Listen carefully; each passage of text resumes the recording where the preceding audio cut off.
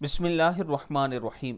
رمضان میں عشاء کے بعد یہ کلمات پڑھیں: یا ذا الجلال والاکرام، حسبنا اللہ ونعم الوکیل، استغفر اللہ ربی وہو علی کل شیء قدیر، انزل برکاتک ورحمتک، اشہد ان لا الہ الا اللہ۔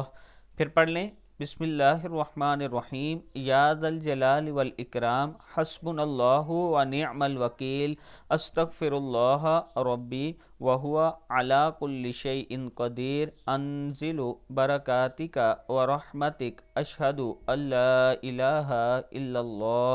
صدق اللہ العظیم۔ اللہ تعالی ہم سب کو اس پر عمل کرنے کی توفیق دے۔ ویڈیو کو آگے ضرور شیئر کریں، اور اگر آپ راولپنڈی یا اسلام آباد میں اپنا پلاٹ قسطوں پر یا کیش پر لینا چاہتے ہیں تو آپ مجھ سے رابطہ کر سکتے ہیں۔ یہ میرا واٹس اپ نمبر ہے۔ السلام علیکم ورحمۃ اللہ وبرکاتہ۔